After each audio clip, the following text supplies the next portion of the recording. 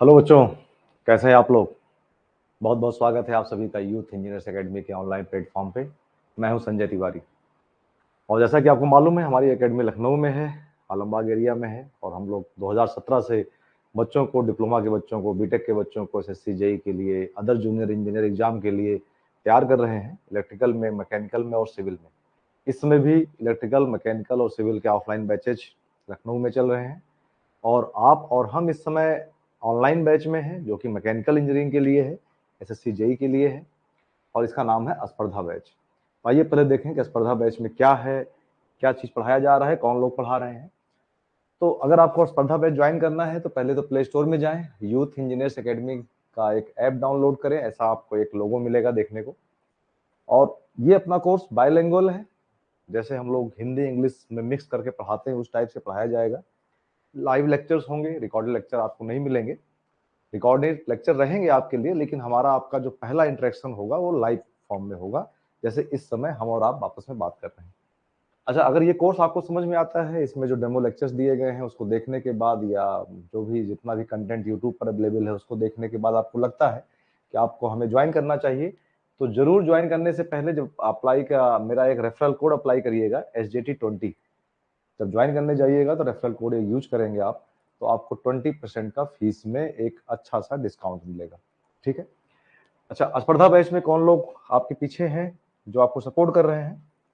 आप वाई के रस्तोगी सर हैं जो कि आपको engineering mechanics, sorry, strength of material और थर्मल के सब्जेक्ट पढ़ाएंगे। और गौरव ओझा सर हैं जो आपको फ्लूइड मैकेनिक्स और प्रोडक्शन के सब्जेक्ट डील करेंगे। मैं आपके साथ रहूंगा इंजीनियरिंग मैकेनिक्स के लिए, थ्योरी ऑफ मशीन के लिए, मशीन डिजाइन के लिए। तो जैसा कि अभी तक जो कुछ हम लोग कर पाए हैं, तो मैंने engineering mechanics subject previous lecture में एंड किया था। एक सब्जेक्ट कंप्लीट हो चुका है मेरी तरफ से, और आपसे वादा किया था कि आज से हम लोग एक नया सब्जेक्ट शुरू करेंगे जिसका नाम होगा थ्योरी ऑफ मशीन। ठीक है। तो चलिए आज एक नए अच्छे दिन में और अच्छे समय पर हम लोग एक नए सब्जेक्ट की शुरुआत करें। देखते हैं थ्योरी ऑफ मशीन कब तक चलता है। एक बड़ा सब्जेक्ट है, लेंदी है, टाइम लगेगा खत्म होने में, धैर्य रखिएगा। धीरे धीरे धीरे धीरे जैसे सब कुछ एंड हो जाता है वैसे इसको भी हम लोग फिनिश कर ही लेंगे। ठीक है, चलिए आइए। तो चैप्टर का नाम है थ्योरी ऑफ मशीन, है ना, हिंदी में बोलेंगे मशीनों का सिद्धांत, मशीनों का सिद्धांत। और इसमें जो हम लोग पहला चैप्टर पढ़ेंगे वो चैप्टर का नाम होगा सिंपल मैकेनिज्म। ठीक है ना। तो इस तरीके से हम लोग आगे बढ़ते हैं। जैसा आपको डायग्राम में भी दिख रहा है, डायग्राम में एक छोटी सी मशीन का ब्लॉक डायग्राम है। अब मशीनों की बात करें तो मशीन क्या हो सकती है। हम लोग तो आसपास मशीनों से ही घिरे हैं ना। आप अपने घर में देखिए, बाहर देखिए, हर तरफ आपको क्या दिख रही है। हम सब लोग अपने लाइफ में मशीनों को ही तो यूज कर रहे हैं। इस समय गर्मी का मौसम है, देखिए सर पे पंखा चल रहा है, एसी चल रहा है, कूलर चल रहा है तो एक मशीन ही। साइकिल चलाते हैं, बाइक चलाते हैं, कार चलाते हैं, है तो एक मशीन है ना। ठीक है। किचन में चले जाइए, मिक्सर ग्राइंडर है तो मशीन ना। आपका फ्रिज लगा हुआ है, उसमें कंप्रेसर लगा हुआ है तो एक मशीन ना। ऐसे ही आप देखें तो हम चारों तरफ मशीनों से घिरे हुए हैं। अब सवाल ये पैदा होता है कि ये मशीनों को बनाने का जो प्रोसेस है, कैसे इतनी प्यारी प्यारी, इतनी अच्छी अच्छी मशीनें हमारे, हमसे आपसे पहले हमारे जो पूर्वज हैं, हमारे जो सीनियर्स हैं, वो कैसे इतनी प्यारी प्यारी चीजें बना के हमको दे गए हैं। और हमारा काम क्या है, इन चीजों को आगे बढ़ाना। तो कुछ भी चीज आगे बढ़ाने के लिए पहले हमें पुरानी चीजों को समझना पड़ता है, उनके कॉन्सेप्ट को, प्रिंसिपल को, सिद्धांतों को समझना पड़ता है। और फिर अपना इनोवेटिव आइडिया लेकर हम एक नई मशीन बनाने की सोचते हैं जो कि अपने लाइफ को, आपके, हमारे जीवन को कुछ अच्छा कर सके। तो चलिए, पहले तो थ्योरी ऑफ मशीन में यही करना है कि जो कुछ हमारे पूर्वज किताबों में लिख चुके हैं, बना चुके हैं, है ना, उन सबको समझना है। ठीक है। और उसके बाद फिर कुछ अगर हो सकेगा तो आप और हम नया मिलके कुछ कर सकते हैं। चलिए देखते हैं थ्योरी ऑफ मशीन में पहला चैप्टर सिंपल मैकेनिज्म में हमें पढ़ना क्या है। ठीक है। सबसे पहला चैप्टर है, क्योंकि मशीन के लिए पहले मैकेनिज्म का होना जरूरी है, मैकेनिज्म के लिए पहले लिंक का होना जरूरी है। हम लोग ट्रस्ट चैप्टर जब पढ़ रहे थे तो कुछ कुछ बातें ऐसी वहां पे हुई थी कि लिंक से मैकेनिज्म बनेगा, मैकेनिज्म से मशीन बनेगा। और अब इस सब्जेक्ट में, इस चैप्टर में उसको इन डेप्थ जाके स्टडी करनी है। चलिए देखते हैं। तो जैसे अगर पहले समझें कि थ्योरी ऑफ मशीन में पढ़ना क्या है। अगर आप ध्यान दें तो मैकेनिकल के सारे सब्जेक्ट का जो फाउंडेशन कोर्स है, मैकेनिकल के सारे सब्जेक्ट का जो फाउंडेशन कोर्स है, उसे आप कहते हैं इंजीनियरिंग मैकेनिक्स। और उसको हम लोगों ने कल ही एंड किया है ना। और उसमें आपने ये पढ़ा है कि अगर कोई हमारे पास कोई बॉडी है, यही पढ़ा था ना, एक बार फिर से देखना पड़ेगा। अगर कोई रिजिड बॉडी है ना, तो उस पर अगर कोई लोड लगता है, फोर्स लगता है, तो इसकी दो टाइप की स्थितियां बनती हैं। एक ये रेस्ट में रह सकती है तो उससे कहते हैं स्टैटिक्स, और अगर मूव कर जाती है तो उसे बोलते हैं डायनेमिक्स, है ना। बहुत डीपली नहीं जा रहे हैं, सरफेस लेवल से इसको देख रहे हैं, इसलिए कई वीडियो में इसको देखा गया है। फिर डायनेमिक्स को आपने क्लासिफाई दो पार्ट में और किया था, याद करिए। तो एक को कहा था काइनामेटिक्स और एक को कहा था काइनेटिक। कुछ याद आ रहा है ना। अभी हम लोगों ने 2-4 दिन पहले ही इन चीजों को बहुत ढंग से डिटेल में समझा था। तो डायनेमिक्स को दो पार्ट में हम लोग डिवाइड कर देते हैं, काइनामेटिक्स एंड काइनेटिक।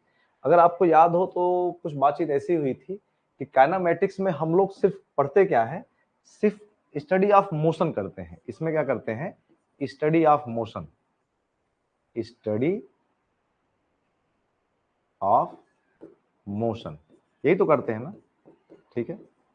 यहाँ क्या करते हैं, यहाँ जो स्टडी ऑफ मोशन तो करते ही हैं, स्टडी ऑफ मोशन तो करते ही हैं, मोशन तो करते ही हैं, प्लस साथ में एक काम और कर लेते हैं, कॉज ऑफ मोशन, मोशन को पैदा करने वाला कौन है, इसके बारे में भी स्टडी करना शुरू कर देते हैं।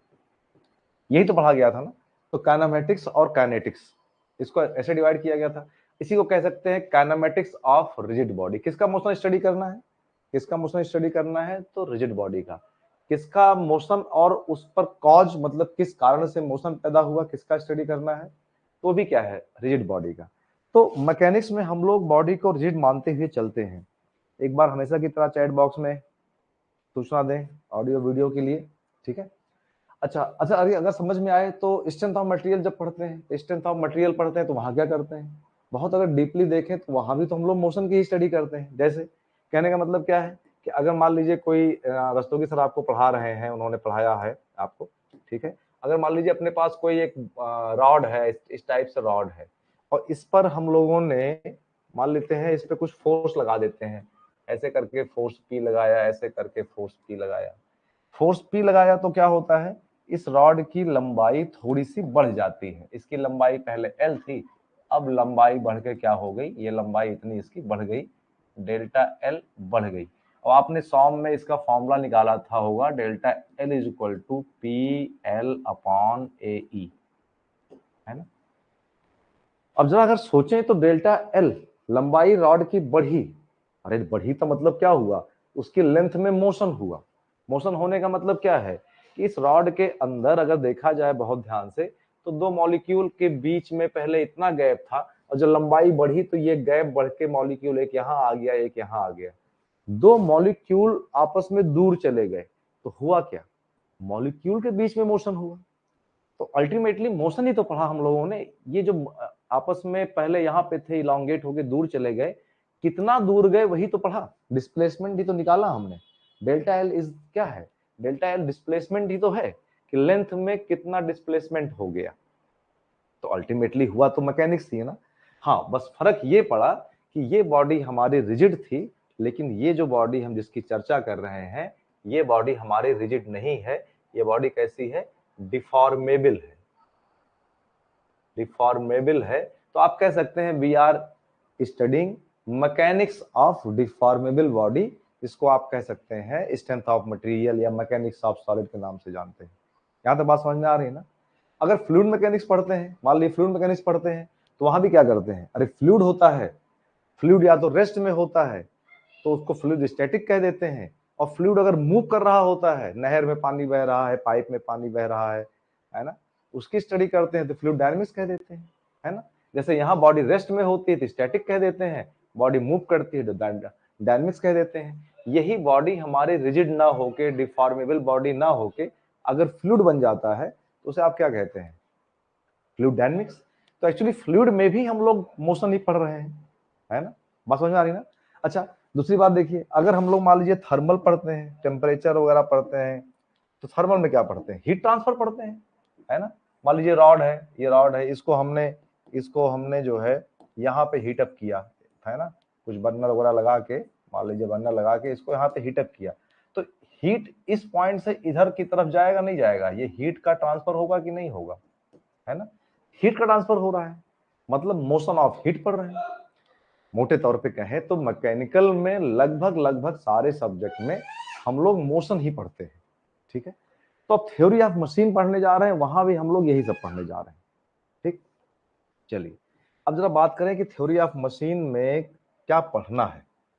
तो बेटा बहुत ध्यान से मेरी बात समझिएगा, बहुत ध्यान से समझिएगा, ठीक है।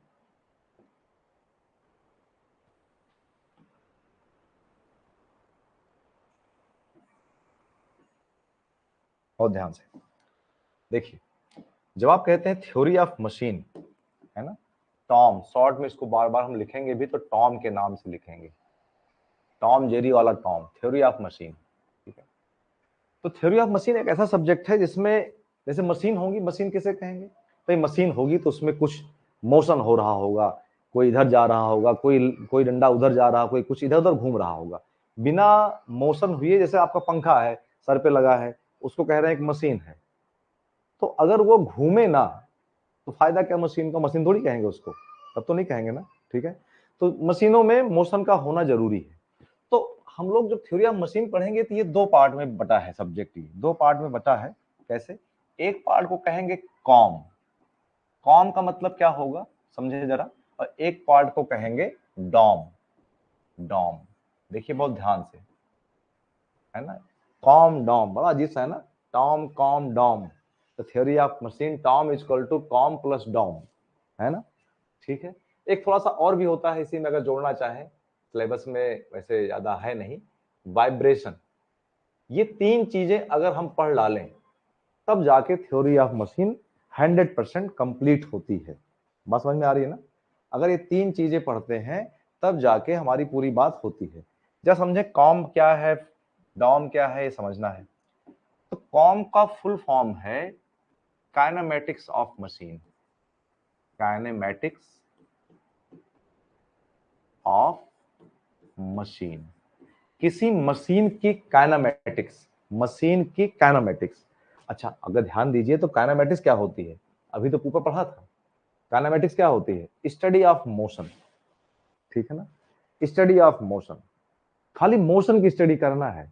अगर पंखे की काइनेमेटिक्स देखनी है जो सीलिंग फैन सर पे लगा हुआ है, तो आपको केवल ये जानने का मन कर रहा है कि भाई ये कितने आरपीएम से घूम रहा है, इसकी एंगुलर वेलोसिटी कितनी है, बस इतना जानना चाहते हो। ये एंगुलर वेलोसिटी कितने वाट के मोटर से पैदा होगी ये आपका जरूरत नहीं है ना, ठीक है। मोशन कितना हो रहा है, सिर्फ मोशन से मतलब है आपको, वेलोसिटी से मतलब है, डिस्प्लेसमेंट से मतलब है, टाइम से मतलब है, एक्सीलरेशन से मतलब है, फोर्स से, टॉर्क से, पावर से, एनर्जी से, मास से, इनर्शिया से, किसी से कोई मतलब नहीं है ना।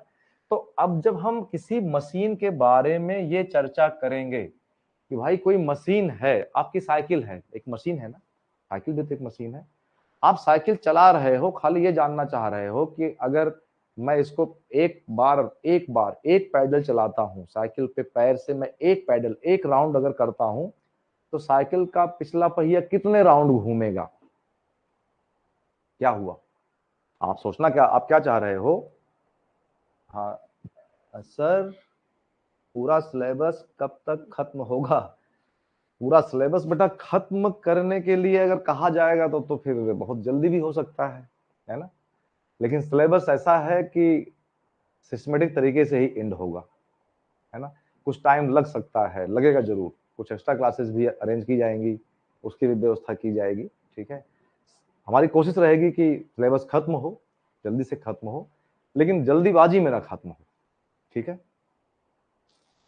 सर आरआरबी जेई की भी प्रिपरेशन इससे हो जाएगी, बेटा डेफिनेटली क्यों नहीं हो जाएगी, अगर आप मैकेनिकल में हैं, आप कोई भी जेई का एग्जाम देंगे, कोई भी जेई का एग्जाम देंगे, इस सिलेबस वो तो उसमें रहना ही है, तो पढ़ना तो है ही है। आप आरआरबी जेई का सिलेबस उठा के देखिए, एसएससी जेई का सिलेबस उठा के देखिए, सारे सब्जेक्ट सारे टॉपिक एक ही ऐसे तो हैं। हाँ, फर्क सिर्फ इतना है कि आरआरबी जेई में सिर्फ ऑब्जेक्टिव क्वेश्चन ही करके जॉब मिल जाएगी, लेकिन एसएससी जेई में ऑब्जेक्टिव के बाद आपको पेपर 2 में सब्जेक्टिव से भी आमना सामना करना है। तो इसलिए कहते हैं वहां थोड़ा सा ज्यादा डीप स्टडी करनी पड़ती है ना।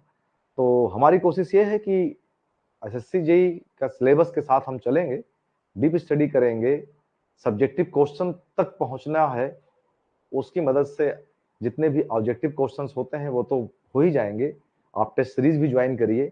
अच्छी बात यह है कि आपके ही अपने ऐप पर, इसी ऐप पर कहते हैं ऑनलाइन फ्री आपको कहते हैं क्विजेस टेस्ट होते रहते हैं, उसको दीजिए।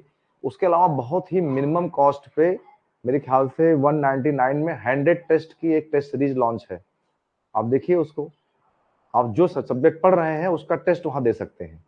तो हाँ, यहाँ का टेस्ट लीजिए, हमारे यहाँ का और भी बहुत सारे जो एप्स हैं वहां पे टेस्ट आपको मिल सकते हैं।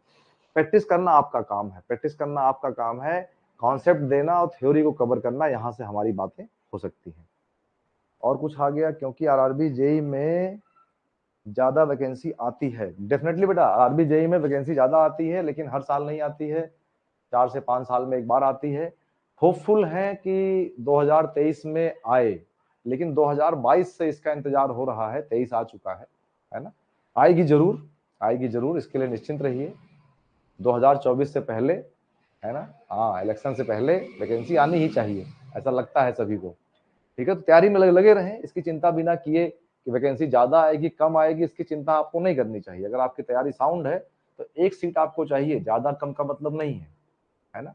ज्यादा वैकेंसी आएगी, ज्यादा लोग भरने वाले हैं, बहुत लोग पढ़ने वाले हैं, बहुत लोग पढ़ाई कर रहे हैं, सब तैयारी कर रहे हैं। आपको एक सीट से मतलब है, एक वैकेंसी भी आपके लिए बहुत है, अगर आपकी तैयारी उम्दा है, पुख्ता है तो। ठीक है ना, चलिए तो आगे बढ़ा जाए, आगे बढ़ा जाए शर्मा जी। बड़े प्रश्न हो गए आज आपके।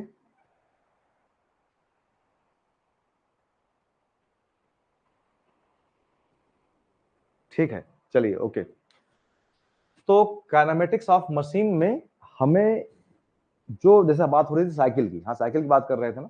तो साइकिल में अगर आप ये जानना चाहते हैं कि एक पैडल पैर से रोटेट करने में हमारा जो चैन के थ्रू पिछला पहिया जुड़ा हुआ है, पिछला पहिया कितने राउंड रोटेट करेगा, कितने चक्कर लगाएगा, तो आपको केवल उसके मोशन से ही तो मतलब है ना, कि मैंने पैर से एक चक्कर लगाया, एक चक्कर उसको रोटेट किया तो पहिया कितने चक्कर घूमा। मैंने यहाँ पे इतना मोशन दिया तो उस पहिए पे कितना मोशन ट्रांसफर हुआ, मोशन बढ़ा या घटा या उतना ही है। इतना ही जानते हो ना, इतना ही जानना चाहते हो। अगर आप इतना ही जानना चाहते हो तो you want to study only motion, है ना। तो काइनम थ्योरी ऑफ कॉम का फुल फॉर्म है काइनेमेटिक्स ऑफ मशीन। और जब क्योंकि काइनेमेटिक्स की बात हो रही है तो यहाँ आपको सब साफ साफ समझ में आ गया कि हम only study of motion, only study of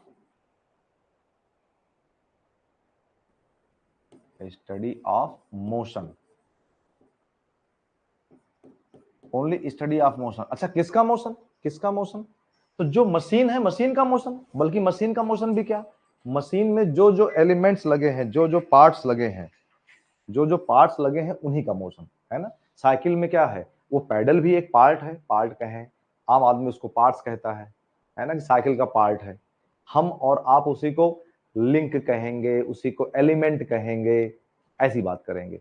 तो मशीन के अंदर जो लिंक है, जो एलिमेंट है या पार्ट्स हैं, उनके मोशन की, ठीक है। तो ओनली स्टडी ऑफ मोशन, है ना, ऑफ मशीन एलिमेंट, जो मशीन में एलिमेंट हैं उनकी केवल मोशन की चर्चा हमें यहां पे करनी है। बात समझ में आ गई ना। तो इसी को बोलेंगे काइनेमेटिक्स ऑफ मशीन। जब डायनेमिक्स ऑफ मशीन पढ़ेंगे तब क्या करेंगे, जब डायनेमिक्स ऑफ मशीन पढ़ेंगे तो यहां पर हम लोग फुल फॉर्म इसका क्या होगा, dynamics of machine, dynamics of machine, ठीक है ना। यहां पे क्या चर्चा होगी, हम ये भी जानना चाहेंगे कि बॉडी में मोशन कितना हो रहा है, study of motion, study of motion plus plus its causes, किसकी कारण से, किसके कारण से मोशन हो रहा है। अगर आप ये जानना चाहते हैं कि साइकिल में पहिए को घुमाने के लिए मुझे कितना ताकत लगाना पड़ेगा, कितना मूवमेंट, कितना टॉर्क लगाना पड़ेगा, ये भी जानना चाहते हैं, साथ में उसका पहिया कितने चक्कर घूमेगा उतने मूवमेंट से, तो आप दोनों बातें करना चाह रहे हैं। आप चाह रहे हैं कि मोशन के बारे में ही बात करनी है और कितनी एनर्जी, कितनी ताकत, कितनी ऊर्जा खर्च होगी इसके बारे में बात करनी है। तो उसी को आप कहेंगे स्टडी ऑफ मोशन और उसका कारण एंड इट्स कॉज। ठीक है, ठीक है। और किस पर? Of machine element. ये तो हमेशा रहेगा ही कि of machine element, of machine element. तो इतनी चीजें तो हमने पढ़ी, kinematics of machine, dynamics of machine. ठीक है। अच्छा, अब एक तीसरी चीज बच जाती है, वाइब्रेशन। अब एक्चुअली सोचिए, जब कोई भी चीज मूव कर रही है, इसमें मोशन है, जैसे साइकिल की बात करें तो अगला पहिया घूम रहा है, पिछला पहिया घूम रहा है, पैडल घूम रहा है, चैन घूम रहा है, आप हाथ से ब्रेक लगा रहे हैं, ठीक है ना। इतने पार्ट्स एक फ्रेम पे एडजस्ट है, एक फ्रेम पे उनको प्रॉपरली उसको जोड़ा गया है ना, और उसके ऊपर वो मूव कर रहे हैं।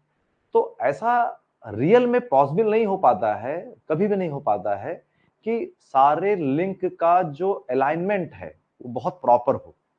कुछ ना कुछ थोड़ा बहुत सब में प्ले रहेगा, है ना। जब प्ले रहेगा, प्ले का मतलब ढीलापन रहेगा, कुछ ना कुछ रहेगा ही। और नहीं भी है, नई साइकिल है तो नहीं भी है, लेकिन चलते चलते उसमें वियर टियर होगा तब प्ले हो जाएगा, है ना। तो जब प्ले हो जाएगा, प्ले होने का मतलब कुछ ढीलापन आ जाएगा, तो उसमें कुछ ना कुछ कंपन, वाइब्रेशन, ऑसिलेशंस होने लगते हैं, ठीक है ना। अगर ये ऑसिलेशन, वाइब्रेशंस ज्यादा बढ़ने लगेंगे तो बड़ा खतरनाक चीज हो जाती है। साइकिल में स्पीड कम होती है, आरपीएम, वेलोसिटी कम होती है, तो वहां उतना बहुत फर्क नहीं पड़ता है। अगर थोड़ा साइकिल का पहिया ऐसे ऐसे हिल भी रहा है तो कोई बहुत ज्यादा फर्क नहीं पड़ता है, बहुत ज्यादा कोई एक्सीडेंटल केस नहीं होता है। लेकिन जरा सोचिए, अगर आपके बाइक का पहिया साइकिल के पहिए की तरह ऐसे ऐसे करने लगे, तो ट्रेन का पहिया करने लगे, तो कार का पहिया करने लगे, तो जरा सा भी वाइब्रेशंस हाई स्पीड पे बहुत बड़ा इंपैक्ट डालता है।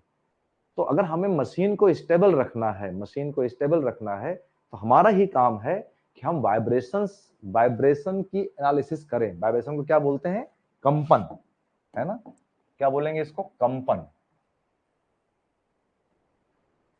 इसकी एनालिसिस करें और वाइब्रेशन को कम करने की पूरी व्यवस्था करें, ठीक है ना।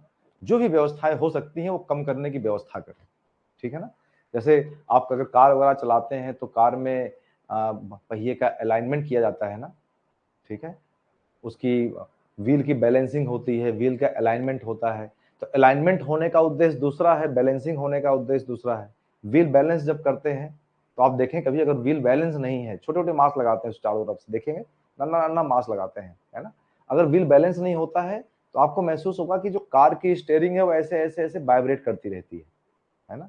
तो अगर बस थोड़ा सा मास लगा देते हैं तो उसकी वजह से एंड हो जाता है।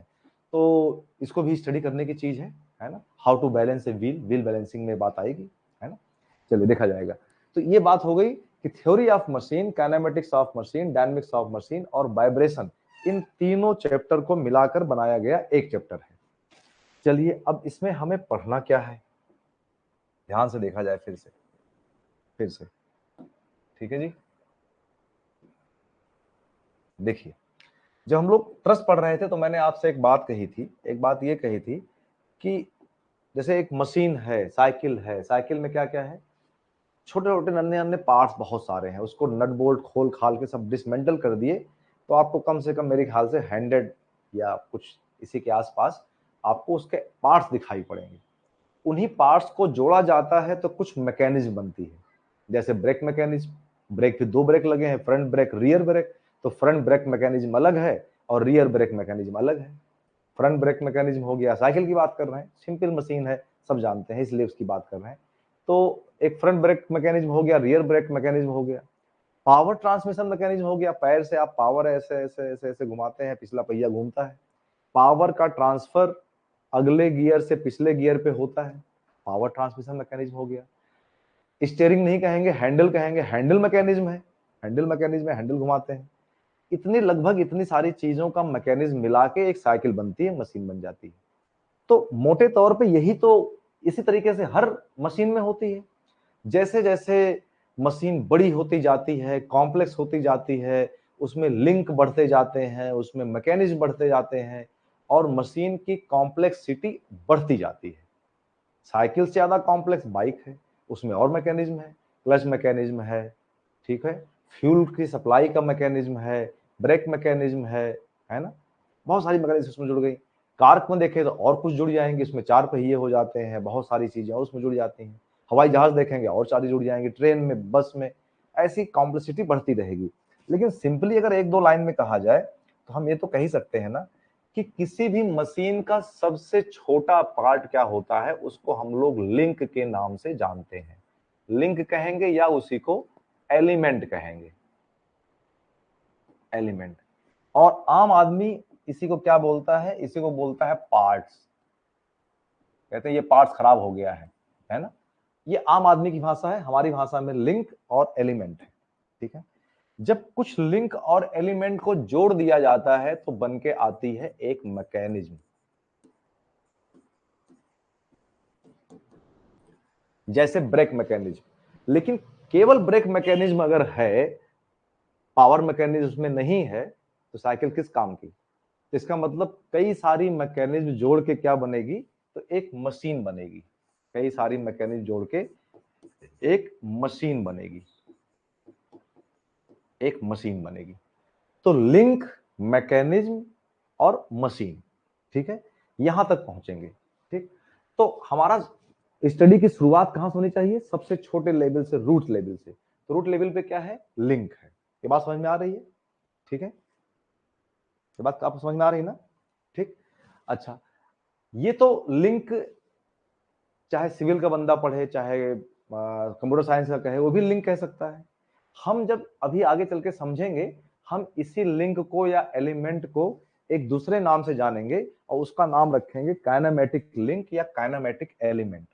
इसी को एक नाम और देंगे जो ज्यादा हम यूज करेंगे, मैकेनिकल इंजीनियर होने के नाते हम लोग यूज करेंगे काइनेमेटिक, काइनेमेटिक लिंक। इसी को कहेंगे काइनेमेटिक लिंक या काइनेमेटिक एलिमेंट, काइनेमेटिक एलिमेंट। घबराइएगा नहीं, लिंक और एलिमेंट, काइनेमेटिक लिंक, एलिमेंट सब एक ही चीजें हैं। अब काइनेमेटिक क्यों लगा दिया है ना, अभी तक तो नहीं लगाया था काइनेमेटिक वर्ड, लेकिन क्योंकि थ्योरी आप मशीन पढ़ रहे हैं और हमें उसी लिंक के मोशन की स्टडी करनी है। बात समझ रहे हैं ना, थ्योरी आप मशीन पढ़ रहे हैं। जैसे मान लीजिए किसी बीए पास आदमी को साइकिल दिखाओ, तो कहेगा इसमें कितने पार्ट्स हैं, कहेगा 100 पार्ट्स हैं, खोल देगा 100 पार्ट दिखा देगा आपको। तो आप कहोगे नहीं नहीं, इसको पार्ट्स नहीं लिंक बोलो, कहेगा ठीक है इसमें 100 लिंक है, क्योंकि उसको उसके मोशन की स्टडी नहीं करनी है, वो लिंक कह देगा, एलिमेंट कह देगा। अब उसे कहो इसे काइनेमेटिक लिंक बोलो, वो घबरा जाएगा, वो घबरा जाएगा बीए पास आदमी कि मैं काइनेमेटिक लिंक क्यों बोलूं, क्योंकि उसे काइनेमेटिक का अर्थ नहीं पता है। हम आप जानते हैं काइनेमेटिक का अर्थ क्या है, study of motion. Because we are going to study of motion of this link और एलिमेंट, दैट्स वाई इसी लिंक और एलिमेंट को हम काइनेमेटिक लिंक या काइनेमेटिक एलिमेंट के नाम से जानेंगे। इतनी बात समझ में आ रही है, ठीक है। चलिए कुछ एग्जाम्पल लेकर इसकी चर्चा को समझा जाए। जैसे जैसे मैं एक छोटी सी मशीन में आपके लिए लेके आया हूं, बहुत छोटी सी मशीन है, इसको बड़ा कर दे, रुकिए जरा, ठीक है, एक मशीन ले आते हैं। हाँ इधर आओ भाई, ये देखिए इस मशीन को बड़ा कर रहे हैं, समझा जाए थोड़ा सा, बहुत टेक्निकल नहीं, बहुत इंटरेस्टिंग सा है। अभी टेक्निकल चीजें शुरू नहीं हुई हैं, अभी तो केवल भूमिका बन रही है कि हमें पढ़ना क्या है। बहुत दिखाई पड़े ध्यान से, कुछ जरा विजुलाइज करिए इस मशीन को, तो एक बार अपनी तरफ समझ लीजिए ये मशीन क्या करती होगी, या सोच के देखिए। इतने पढ़े लिखे हो गए हैं, डिप्लोमा आप हैं, बीटेक हैं, और इतनी हम लोग पढ़ाई कर रहे हैं, ये मशीन देख के क्या लगता है किस काम आती होगी, इस पे कहीं लिखा तो नहीं है ना। जरा सोच के बताइए किस काम आती होगी, जल्दी से चैट बॉक्स में बता दीजिए किस काम आती होगी मशीन, ये किस काम मशीन आती होगी। कुछ भी बता दीजिए, कुछ बता दीजिए, या नहीं पता है लीजिए आई डोंट नो, वो भी सही है। लेकिन आई डोंट नो लिखने में जल्दीबाजी मत करिए, दिमाग के कल पुर्जे घूमने चाहिए। आई डोंट नो लिखना आसान होता है ना। तो थोड़ा सा कोशिश करिए कि ये मशीन, आपको क्या लगता है कि मशीन अगर ऐसा आपके घर में आ जाए, मैं आपको बना के दे जाऊं, तो इससे आप क्या काम ले पाएंगे? विजुलाइज करिए जल्दी से। कुछ चीजें लिखी हुई हैं, उससे विजुलाइज हो जाएगा। हाँ बेटा, इतनी तो मैकेनिक्स हम लोगों ने पढ़ ही लिया है कि चीजों को देख कर थोड़ा विजुलाइज कर सकें। भाई या तो आंसर लिखिए या लिखिए आई डोंट नो।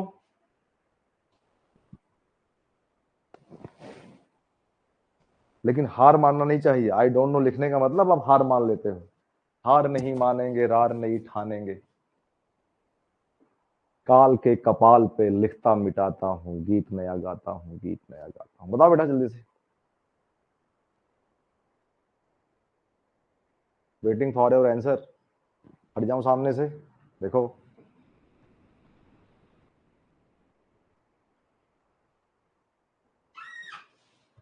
अरे बाबा, आई डोंट नो सर लिख डाले ना। आई डोंट नो सर, बड़ा बढ़िया है। चलो कोई बात नहीं। इसी तरीके से, क्योंकि हमें मोशन की स्टडी करनी है, थ्योरी ऑफ मशीन में विजुलाइज बहुत करना पड़ेगा। क्योंकि मोशन, अब यहाँ पे तो डंडा घूमेगा नहीं, मैं कहूंगा ये मोशन कर रहा है। अब ये तो घूमेगा नहीं, ये एनिमेशन तो है नहीं, ये तो पिक्चर है। मैं भी पेंसिल इस पेन से डायग्राम ही बना पाऊंगा, है ना। तो जब तक दिमाग में चीजें घूमती हुई, रोटेट करती हुई, मूव करती हुई नहीं समझ में आएंगी, तब तक दिक्कत आएगी। चलिए विजुलाइज करते हैं, इस मशीन को विजुलाइज करते हैं। देखिए एक लिखा है बेस फ्रेम, और थोड़ा ग्रे कलर से बना है। कहां से कहां तक ग्रे कलर है देखिए जरा। जितना ग्रे कलर वही देखिएगा। ग्रे कलर ये यहां से शुरू होता है, ऐसे करके ये देखिए, ये ग्रे कलर, ये करके, ये मतलब एक कलर से बनाई हुई चीज है। मतलब एक कास्टिंग होगी, एक फ्रेम है, एक पूरा पूरा एक ही चीज है। मतलब कहने का मतलब क्या है कि अगर आपको ऐसा लग रहा है, अगर आपको ऐसा लग रहा है कि ये पार्ट अलग है, ये पार्ट अलग है, ऐसा लगता है, तो ऐसा नहीं है। ये दोनों आपस में वेल्डेड है, परमानेंट ज्वाइंट है ना। मतलब यहां से लेकर ये, यहां से लेकर ये, यहां से लेकर ये यहां से लेकर और यहां से लेकर इतना इतना पार्ट, ये एक फ्रेम हो गया। ठीक वैसे ही जैसे जैसे साइकिल में फ्रेम देखा है ना। साइकिल का फ्रेम कैसा होता है बच्चा, याद करो। तो साइकिल फ्रेम कैसा होता है, मेरे ख्याल से एक ट्रायंगुलर फॉर्म में कुछ ऐसे करके होता है, और इसी फ्रेम पर सब कुछ इंस्टॉल रहता है ना। कुछ ऐसे तो रहता है साइकिल का फ्रेम। अगर मैं गलत नहीं हूं तो साइकिल का फ्रेम कुछ ऐसे करके रहता है। देखिए ऐसे करके, ऐसे करके और ऐसे करके, ये चार डंडे आपस में वेल्डिंग करके जोड़ दिए जाते हैं। अब इसी के ऊपर फिर आप अपना पहिया लगाते हैं, इधर पहिया लगाते हैं, पावर मैकेनिज्म ऐसे करके सब डंडा फंडा हैंडल विंडल लगा के बनाते हैं। ऐसे बनाते नहीं बनाते हैं, ठीक है। तो ये जो फ्रेम है, आप अगर ध्यान से देखें तो फ्रेम क्या हुआ, ये जो चार डंडे जोड़ के वेल्डिंग कर दिया गया है, यही तो फ्रेम है ना, ये फ्रेम हो गया। तो ऐसे ही पूरा पूरा एक हो गया। बस में तो क्या कह रहे हैं उसको, बेस फ्रेम। Base frame. तो इस बेस फ्रेम को मैं एक लिंक का नाम दे देता हूं, मैं गिनती भी करता चलूंगा साथ साथ, कि देखना ये भी तो है कि इसमें कितने कितने कितने कितने लिंक लगे हैं इस मशीन को बनाने में। तो चलिए, ये बेस फ्रेम लिखा है, तो बेस फ्रेम का मतलब इसको मैं लिंक का नाम दे दूं, लिंक नंबर 1। देखिए बेस फ्रेम को कह रहे हैं लिंक नंबर 1। बात समझ में आ गई? ठीक, क्लियर हो गया। अब देखिए इस बेस फ्रेम पर यहां पर एक डीसी मोटर माउंट है, और ये पिंक कलर से बनाया गया है। तो डीसी मोटर का, ये डीसी मोटर घूमेगा तो ये जो डंडा है ये भी ऐसे ऐसे घूमेगा, नहीं घूमेगा? डीसी पीछे मोटर लगा हुआ है, मोटर के घूमने से ये ऐसे ऐसे घूमेगा। अभी इसको थ्योरी ऑफ मशीन में डंडा नहीं कहेंगे, आगे चल के इसे कहेंगे क्रैंक। ये क्रैंक है ना। तो मोटर के आगे क्रैंक लगा है, क्रैंक ऐसे ऐसे घूमेगा, ठीक है। तो जितना पिंक कलर से दिख रहा है, जितना पिंक कलर से दिख रहा है, मोटर ये है, आगे क्रैंक है, दोनों आपस में अटैच है कि जितने आरपीएम से मोटर घूमेगा उतने ही आरपीएम से क्रैंक घूमेगा। इसलिए क्रैंक को, मोटर को हम एक ही मानेंगे। भाई जितने आरपीएम से क्रैंक घूमेगा उतने आरपीएम से मोटर घूमेगा, तो उसको हम एक ही मानेंगे, ठीक है। उनके बीच में रिलेटिव मोशन नहीं है ना, क्लियर? ठीक है। तो इसलिए पिंक वाले सिस्टम को, जिसको डीसी मोटर कहा जा रहा है, इसको मैं कह रहा हूं लिंक नंबर 2, 2 लिंक हो गए। अब इस डीसी मोटर से ये तीसरा लिंक जुड़ा हुआ है, यहाँ लिंक 1 लिखा है, भूल जाइए, ये लिंक 1 नाम बदल दिया है इसको, जो है रुकिए जरा, ये मैं हटा देता हूँ, 1 को हटा देता हूँ, ठीक है, 1 नहीं है, ठीक है। अब देखिए ये तीसरा लिंक है, जब ये मोटर घूमेगा तो ये इस पर कहते हैं, इस पर कैसे चलेगा, ऐसे ऐसे चलेगा, ऐसे चलेगा, ऐसे चलेगा। तो ये ऐसा लिंक है जिस पर ये जो येलो वाला पार्ट भी जुड़ा है, इधर से पिंक वाला भी जुड़ा है, येलो पार्ट ये हुआ, और ऐसे देखिए ध्यान से, और पिंक वाला पार्ट, ये वाला हाथ पिंक वाला पार्ट है, ये वाला हाथ येलो वाला पार्ट है, और फिर ये ऐसे ऐसे ऐसे ऐसे चलेगा, नहीं चलेगा, जब ये मोटर रोटेट करेगा तो ये कुछ मोशन इसमें ऐसे ऐसे होगा। इसमें ये जो लिंक है ग्रीन, क्या ब्लू कलर की है ना, ब्लू कलर की, तो एक लिंक ये हो गई, इसको कह रहे हैं लिंक नंबर 3। लिंक को काउंट करना आना चाहिए, बहुत काम करना पड़ेगा लिंक काउंट, बिना लिंक काउंट किए तो आगे कुछ होना नहीं है, लिंक काउंट करना है। तो देखिए मैंने कितनी आसानी से लिंक काउंट कर लिया। अब जरा येलो वाला पार्ट देखिए, तो येलो वाला पार्ट एक ट्रायंगुलर पार्ट है, देखिए ट्रायंगुलर पार्ट है। और अभी जो हम लोग बेटा ट्रस पढ़ रहे थे, तो ट्रस में कहा था कि जब भी कोई ट्रायंगल बन जाता है, जब भी कोई ट्रायंगल बन जाता है तो उसके लिंक आपस में मूव नहीं कर सकते, यही कहा था ना, याद करिए जब हम लोगों ने ट्रस को पढ़ा था तो ये बात आई थी। रुकिए जरा इसको इधर साफ करके दिखा दें। अगर 3 डंडे ट्रस जोड़ दिए जाएं, एक ये एक ये एक ये, ऐसे जोड़ दिए जाएं, अब इसके लिंक आपस में इनके बीच में किसी तरीके का कोई मोशन संभव है क्या? इनके बीच में आपस में किसी तरीके का कोई मोशन पॉसिबल है क्या? कोई मोशन पॉसिबल नहीं है, है ना। तो अब जैसे ये एक ट्रायंगुलर फॉर्म में दिख रहा है, तो इनके आपस में कोई मोशन पॉसिबल नहीं है, इसलिए इसको हम, जितना येलो वाला पार्ट है, इसको एक ही लिंक मानेंगे। इसके घूमने से क्या होगा, ये येलो वाला पार्ट यूं यूं रोटेट, यूं यूं ऐसे ऐसे घूमेगा। तो जो टॉगल लिंक जिसको बोल रहे हैं, ये एक ही लिंक है, इसको हम लोग कहेंगे लिंक नंबर 4। ये हो गया लिंक नंबर 4, ठीक। लिंक नंबर 4 फिर आके ये इससे जुड़ा हुआ है, ये पिन ज्वाइंट है, ये पिन ज्वाइंट है, ये हो गया लिंक नंबर 5, ठीक है ना, लिंक नंबर 5 हो गया। उसके बाद ये लिंक नंबर 5 देखिए इससे जुड़ा हुआ है, ये कौन सा कलर है, बैगनी कलर है ना, इससे जुड़ा हुआ है। ये पूरा पार्ट ऐसे है, जब ये वाला लिंक ऊपर नीचे करेगा तो सोचिए जरा, ये ऐसे ऐसे करेगा, ये ऐसे ऐसे करेगा, है ना, ये ऐसे ऐसे करेगा। इसको कह रहे हैं लिंक नंबर 6। अब जरा देखिए लिंक नंबर 6 मिल गया, कुल मिला के मोटर यहां रोटेट करेगा, मोटर के रोटेट करने से जो ये लास्ट वाला लिंक है, अंतिम लिंक लास्ट वाला लिंक, ध्यान दीजिए इसमें कैसा मोशन हो रहा है, ये नीचे जाएगा फिर ऊपर जाएगा। देखिए मोटर यहां पे कैसा घूमा, मोटर कैसा घूमा, मोटर तो केवल एंगुलर मोशन करेगा, ऐसे ऐसे ऐसे करेगा ना, और हमें यहां पे आउटपुट, ये इनपुट मोशन हुआ, मोटर का तो एक ही मोशन हुआ ना, इनपुट मोशन, मोटर इनपुट देगा, स्विच ऑन करेंगे मोटर घूमेगा, ठीक है। मोटर केवल एंगुलर मोशन करेगा, मान लेते हैं ऐसे क्लॉकवाइज घूम रहा है, इसके एंगुलर मोशन करने से आपको इस पूरी व्यवस्था को देखकर ऐसा बनाया गया है कि आउटपुट मोशन हमको रेसिप्रोकेटिंग मिलेगा। आप जरा सोचिए, मोशन की बात करें तो यहां पे मिल रहा है एंगुलर मोशन, ये हमारा हुआ इनपुट मोशन, इनपुट, और कैसा है, एंगुलर, ठीक है ना। और यहां हमें क्या मिल रहा है, आउटपुट, आउटपुट मोशन कैसा है, तो रेसिप्रोकेटिंग, रेसिप्रोकेटिंग। आप समझिए ना कितनी बेहतरीन चीज निकल के आई। इनपुट मोशन आपका एंगुलर है, लेकिन ये बीच का जितना भी अरेंजमेंट किया गया, इंजीनियर लोगों ने किया, हमारे पूर्वजों ने किया, ये सब बदल के यहाँ क्या लेके आए, रेसिप्रोकेटिंग मोशन लेके आए। और ये रेसिप्रोकेटिंग मोशन क्या कर रहा है, इस प्रेस टेबल पे बार बार ये जो आपका रैम है, इसको ऐसे ऐसे पटक रहा है। आप समझिए इससे कोई काम ले सकते हैं क्या, किसी भी चीज को कंप्रेस करना हो, दबाना हो, फोर्जिंग करना हो, तो बीच में डालिए वो दबा देगा। मान लीजिए आपको पंचिंग करनी है, ब्लैंकिंग करनी है, वॉशर बनाना है, काटना है, जूते का सोल बनाना है, तो जूते वाला जो रबर सीट होती है उसको अंदर डालिए, खट से मारेगा, एक सोल निकल के आ जाएगा। तो आप समझे ना, यहाँ पे ये प्रेस टेबल है, ये प्रेस टेबल कौन सी थी? लिंक नंबर 1 थी। लिंक नंबर 1 और लिंक नंबर 6 ये आपस में लिंक नंबर 1 पे लिंक नंबर 6 ऐसे ऐसे चल रहा है। तो अब समझ में आ गया ना कि ये मशीन कैसे काम कर रही है। ये मशीन कैसे काम कर रही है कि ऊपर नीचे कर रहा है। यहां तक बात समझ में आई मेरी बात? ये बात मेरी समझ में आई? जल्दी से जरा ऐसा नो बता दें। समझ में आई और आनंद आया नहीं आया? मजा आया इस मशीन को देख के? विजुलाइज कर पाए? जब विजुलाइज कर पाए जल्दी से बताएं। ओके, बहुत बढ़िया बहुत बढ़िया। तो अब काइनेमेटिक्स ऑफ मशीन में हमें क्या पढ़ना पड़ेगा? क्या आपका ये मन नहीं करेगा कि इसको अगर एक चक्कर घुमाएंगे, इसको अगर एक चक्कर घुमाएंगे तो ये कितनी बार ऐसे ऐसे करेगा? ये आपको निकालना पड़ेगा ना।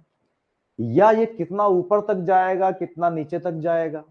इनपुट को एक रोटेशन करें, ये मोटर जब एक चक्कर घूमेगा, 1 रेवोल्यूशन करेगा, तो ये कितना ऊपर जाएगा, कितना नीचे जाएगा, इसका कहते हैं वो एम्पलीट्यूड कितना होगा यहां से लेके यहां तक जाने का, है ना। इनपुट और आउटपुट का रिलेशन चाहिए। इस रिलेशन को पता करने के लिए ये जो बीच के लिंक है ना, 6 के मोशन को पता करने के लिए 5 का मोशन पता होना चाहिए। 5 के मोशन को पता करने के लिए 4 का मोशन पता होना चाहिए। 4 का मोशन पता करने के लिए लिंक नंबर 3 का मोशन पता होना चाहिए। लिंक नंबर 3 का मोशन पता करने के लिए डीसी मोटर का आरपीएम पता होना चाहिए। और ये जो बेस फ्रेम है उसको कहेंगे फिक्स लिंक, क्योंकि ये जमीन से फिक्स किया जाएगा। तो इस तरीके से एक मशीन की संरचना बनती है ना। एक मशीन ऐसे बनती है। तब जाके इतनी स्टडी करने के बाद, इन सब का मोशन स्टडी करने के बाद हम लास्ट में यहां बता पाते हैं कि कितना मोशन होगा, या हमें जितना रिक्वायरमेंट है उसके हिसाब से इसके लंबाई, देखिए इसकी लंबाई को बढ़ा दिया जाए तो यहाँ मोशन अलग मिलेगा, कम कर दें तो मोशन अलग मिलेगा, इसकी लेंथ चेंज कर दें मोशन अलग मिलेगा, इसकी लेंथ चेंज कर दें मोशन अलग मिलेगा। तो लेंथ को बदल बदल के हमें डिफरेंट डिफरेंट टाइप के मोशन मिलेंगे। ये बात समझ में आ गई ना? क्लियर है? चलिए, अच्छा अब एक मशीन और आपको दिखा देता हूं। इससे कुछ होगा नहीं, आपकी एक प्रैक्टिस हो जाएगी कि विजुलाइज करने की, क्योंकि इस सब्जेक्ट में विजुलाइज करना ही करना है। आप सबने आईसी इंजन पढ़ा है ना। जरा देख के बताओ ये क्या है। ये जरा देख के बताइए तो क्या दिख रहा है आपको? दूसरा मशीन है ये, एक और बड़ी धरती की बड़ी इंपॉर्टेंट मशीन। बताओ भाई क्या है? नाम बताओ इस मशीन का। मशीन है कि नहीं है? हैं? इसमें भी देखें लिंक, कितने लिंक है, लिंक काउंट करें, लिंक काउंट करें, है ना। कितने लिंक है भी देखेंगे, काउंट करेंगे। जल्दी बताइए इस मशीन का नाम क्या है?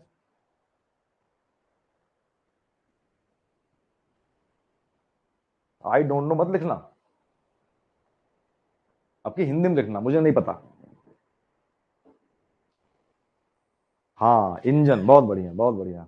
Engine, internal combustion engine, IC engine के नाम से इसको आप जानते हैं, सबको पता है। देखिए ये इसका जो है पूरा पूरा, ये जो सीधा सीधा दिख रहा है सिलेंडर है ना। ठीक है, ये क्रैंक केस है, सब लिखा हुआ है। इसे छोटी वाली लिंक को क्रैंक बोल रहे हैं, ये कनेक्टिंग रॉड है, ये सिलेंडर है, ये जो ब्लू वाला पार्ट है पिस्टन है, इनलेट वाल्व और आउटलेट वाल्व है ना, स्पार्क प्लग। कुल मिला के अगर इसको मैं देखना चाहूं तो इसमें कितने लिंक हैं, लिंक मतलब देखते हैं, काउंट करते हैं। देखिए ये तो फिर से काउंट किया जाए, चलिए समझा जाए, इसी में ही समझ लिया जाए। तो देखिए एक तो ये क्रैंक केस है, ये जो पूरा दिख रहा है ना बाहर बाहर से, ये बाहर बाहर ब्लैक कलर से ऐसे करके ऐसे करके ऐसे करके, ये एक लिंक हुआ। दो लिंक कब कहते हैं? जैसे एक लिंक का मतलब क्या है कि उसके अगर वो ऐठा भी है, जैसे मान लीजिए, जैसे जैसे जैसे एग्जांपल समझे, जैसे मान लीजिए मैंने एक रॉड ये लगाया और इसको ऐसे एल शेप में मोड़ दिया। अगर ये दोनों डंडियां ऐसे ऐसे करती हैं, आपस में एक दूसरे के साथ रिलेटिव मोशन कर सकती हैं, है ना। दो लिंक, जैसे एक लिंक ये है और एक लिंक ये है, यही तो बनाया मैंने ना, देखिए ध्यान से, यही तो बनाया है ना। अगर ये दोनों लिंक आपस में रिलेटिव मोशन कर सकते हैं ऐसे ऐसे, तब तो कहेंगे दो लिंक है, तब तो ये टू लिंक हुई। लेकिन अगर ये आपस में, इनको मैं वेल्डिंग कर देता हूं, ऐसे जोड़ देता हूं वेल्डिंग करके, ठीक है ना, और वेल्डिंग करने के बाद जुड़ जाएंगे। अब जब मोशन होगा तो कैसे होगा, ऐसे ऐसे होगा, मोशन ऐसे ऐसे होगा ना, दोनों साथ घूमेंगे।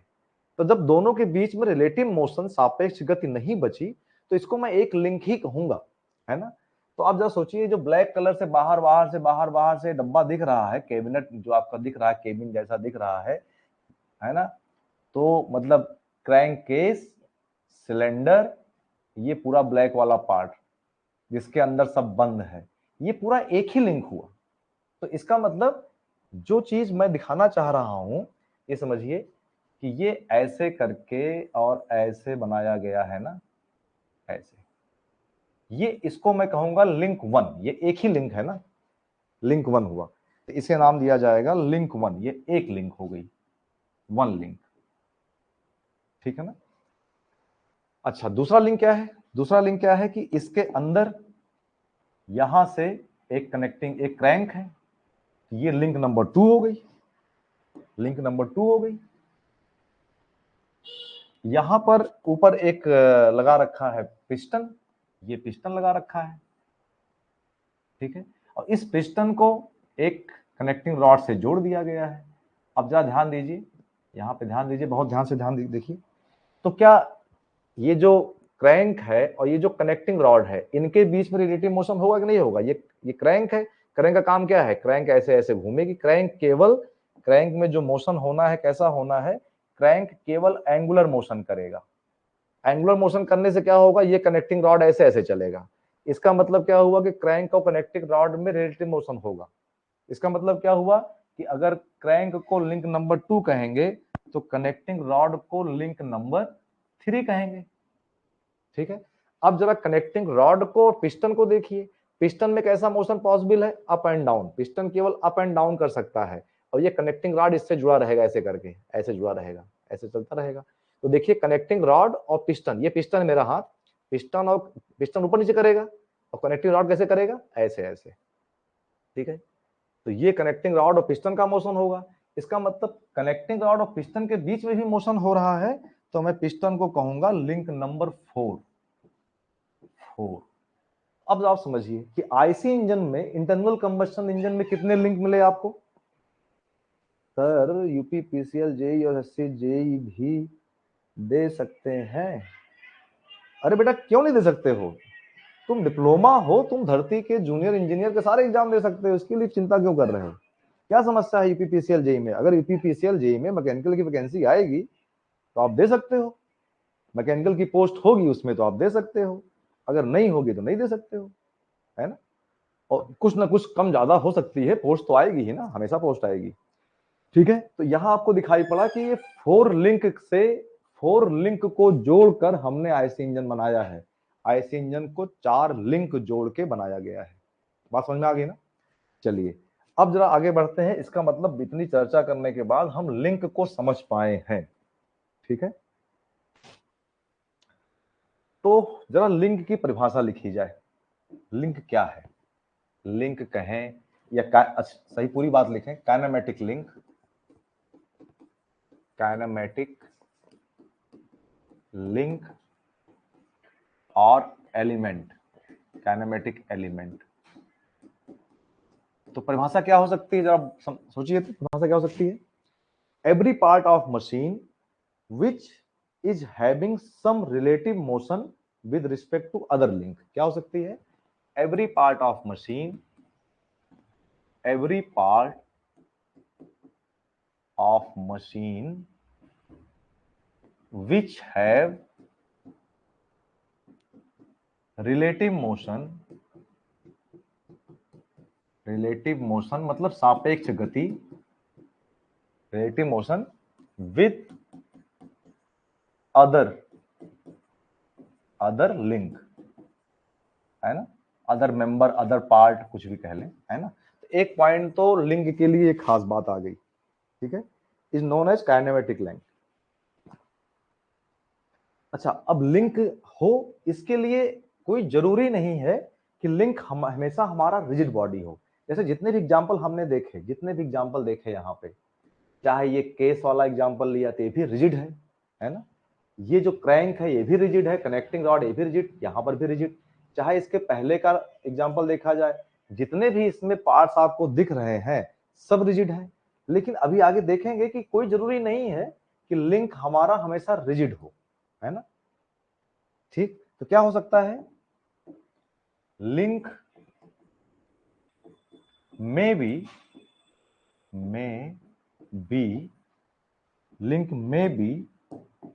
rigid or flexible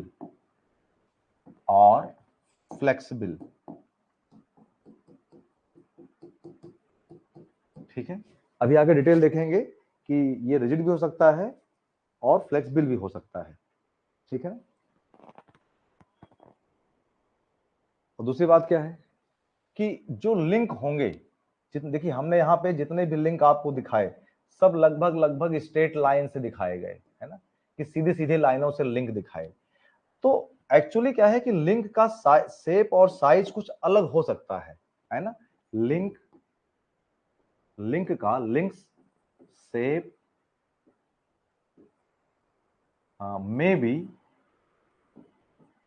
may be some other